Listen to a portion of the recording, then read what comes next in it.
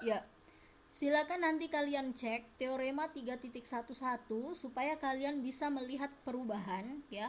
Perubahan dari langkah ketiga sifat pembagian kemudian langsung langkah keempat menggunakan teorema 3.11. Kira-kira apa perubahan yang terjadi di situ?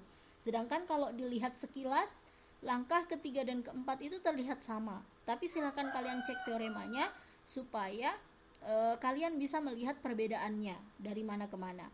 Nah, kemudian langkah kelima 1, 2, 3, 4, 5 ya, langkah kelima ini adalah sifat pembagian ya. Bagaimana caranya dari teorema 3.11 kemudian langsung menggunakan sifat pembagian.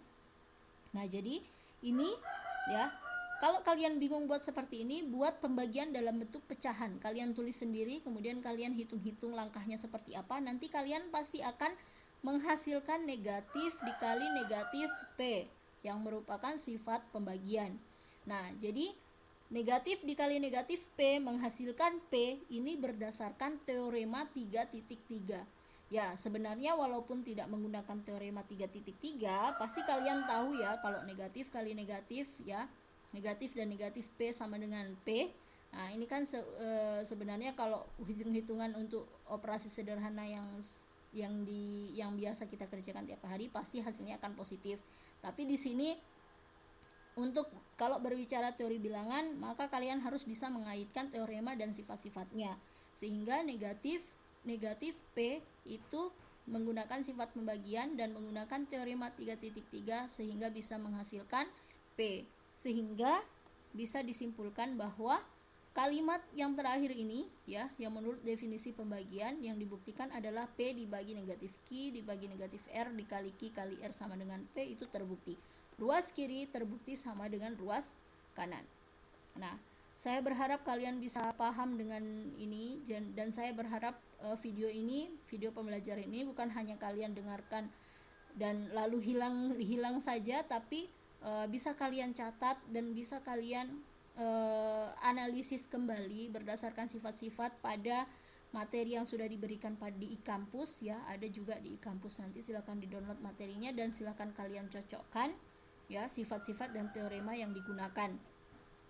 Nah, kemudian di sini juga ada latihan. Nanti latihannya kita silakan kalian coba kerjakan dan kita bicarakan pada saat diskusi online ya. Nah, kemudian ini ada satu nomor tugas dikumpul pada saat UTS ya, pada saat ujian tengah semester. Tapi saya berharap ke kalian tugas-tugas yang dikumpul pada saat UTS bukan nanti pada hari kalau sudah mendekati UTS baru kalian kerjakan. Setiap tugas yang diberikan pada setiap minggu silakan kalian kerjakan, tulis di buku tulis ya. Tidak diterima di buku HVS, di kertas HVS dan kertas apapun, tapi tulis di buku ya, tulis di buku tugas-tugas kalian dari awal, disatukan nanti dikumpul pada saat UTS. Nah, baiklah, saya pikir penjelasan untuk bilangan bulat cukup sampai di sini dan saya berharap kalian bisa paham dan saya berharap penjelasan ini bukan hanya didengar lalu menghilang, tapi bisa kalian dengarkan baik-baik, kalian catat apa yang menurut kalian penting dan kemudian kalian analisis, kalian cocokkan dengan isi-isi teorema dan sifat-sifat yang ada pada bilangan bulat sehingga nanti capaian pembelajarannya bisa tercapai dan kalian bisa mendapatkan hasil yang memuaskan. Baik, saya akhiri. Terima kasih atas perhatiannya. Billahi taufiq wal hidayah. Wassalamualaikum warahmatullahi wabarakatuh.